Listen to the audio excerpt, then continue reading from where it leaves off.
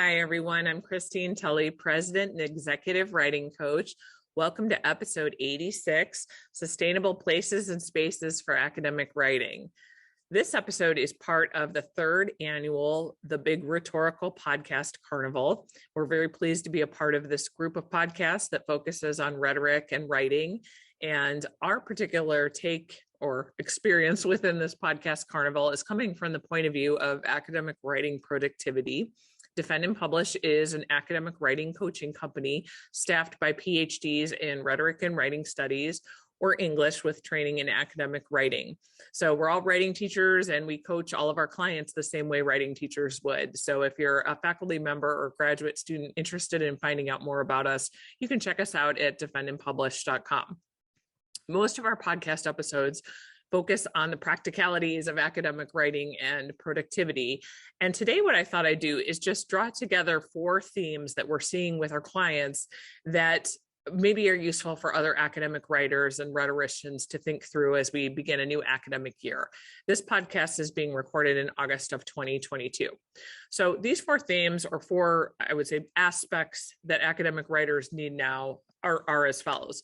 The first one, we always advocate for flexibility with writing. And what I mean by that is that prior to the COVID-19 pandemic in March of 2022, a lot of academics would say use all day Friday to do their academic writing projects. So, you work on your article or part of your book on that day, or maybe you'd write every day for an hour, or you had some kind of set writing schedule. If the global COVID-19 pandemic has taught us anything, we can't guarantee that those spaces of writing and the place where you're doing the writing is even available to you anymore. So I gave some examples of what that looked like in one of our episodes called Pandemic Writing Strategies. And I'll link to all of these episodes in the show notes. But one of the things I talked about was how when everything shut down, I had to write in my dining room and not in my university library, where I had been writing for something like 18 years as a college professor. So this was quite jarring to me. I never did academic writing at home. It didn't work for me. And I know not everybody feels that way. A lot of people like to write before they go to the university because they know as soon as they get there, they won't be able to write. But there were many of us that sort of mourned that academic space for writing.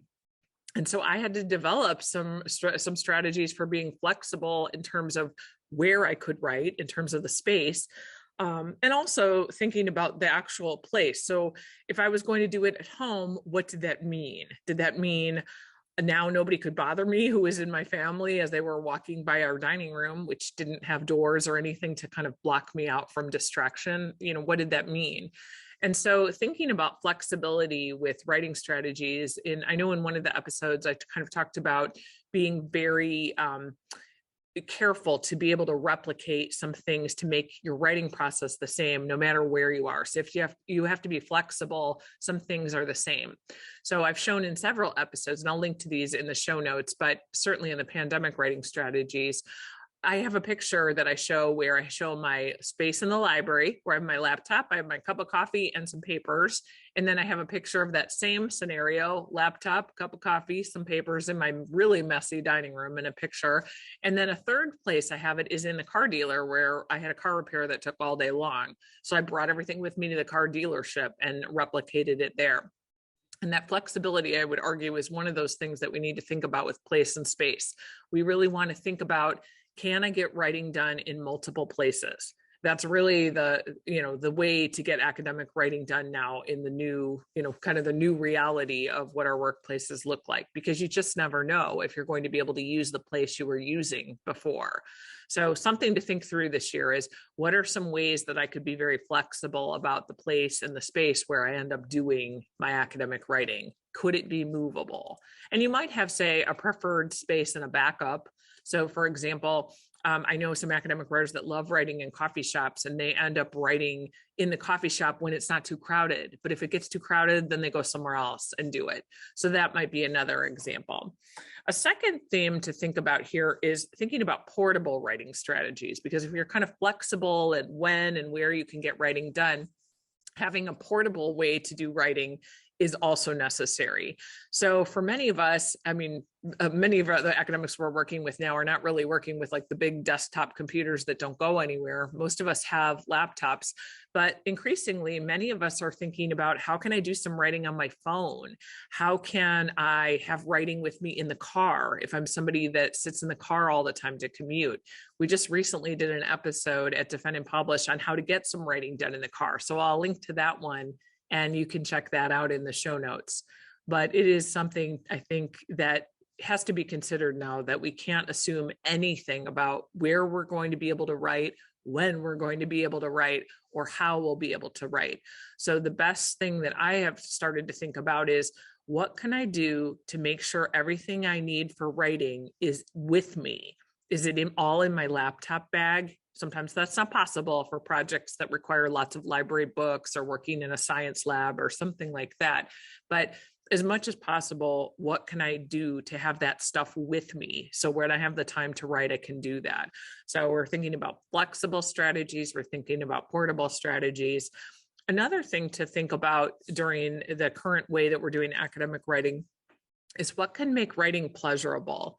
So we have seen, I would say, probably a 200% increase in clients in the last 2 years at Defend and Publish. And if they're not coming to us for a specific writing problem, they're coming to us with generalized burnout. They're just swamped. They've been homeschooling parents. They've been caring for elders. They've been teaching double their teaching loads as colleagues get sick or just quit and leave academia altogether. They're helping students who are struggling, just as much as we are with online learning, and particularly in rhetoric and writing, where many of us are teaching first-year students. There is an awful lot of advising and student support that goes on. So academic writing for articles, books, writing for publication, thinking about career advancement, and all of those things just seems like an extra burden that is just not doable. And, one of the things that we've been very, I think, upfront about at Defend and Publish is to say, sometimes it is just not doable in your current season of life. It may not be. However, one of the things that we've been advocating is just slowing down. If it's possible, if you're, say not on the tenure track and under a tenure clock deadline, you might just have to say, I'm going to work on this article, but instead of 16 weeks, it's going to take me the full academic year to get it done. That's just how it is. And so in thinking through that third prong that I would say needs to happen with today's academic writing strategies is to think about the aspect of pleasure. What can make writing fun again? So we've done a bunch of episodes, which I will link to in the show notes, about academic writing tools that make writing more fun. Not to say you always have to buy anything. Sometimes they're free. They're freely available and they're just, something fun to use. But just to think about different ways to make writing more enjoyable, or at least more novel than it used to be, so it does not seem like it's a burden. We recently did an episode on creative faculty offices. So if you're going back into the office at your university, as some are starting to return to face-to-face instruction, this is another way you could think about it. If you write in your office, what could help you think about some of the things that you need to do in your office as writing tasks? So I know in that episode, I gave the example of somebody that used a pair of swim goggles that didn't belong in the office, but they left them out as a reminder that, hey, when you sit down in here, you need to do some writing. So that would be one way to think about it. You might think about some new things that just maybe help your environment. It could even be a new music playlist.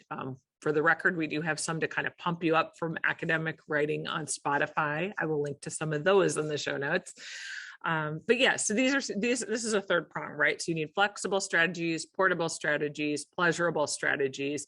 And really all of these lead to what I would argue are more sustainable academic writing processes, because you might shoot for something instead of saying, I'm going to write 3 paragraphs a week, or I'm going to write 2,000 words, or I'm going to write 10 hours, or whatever the thing is.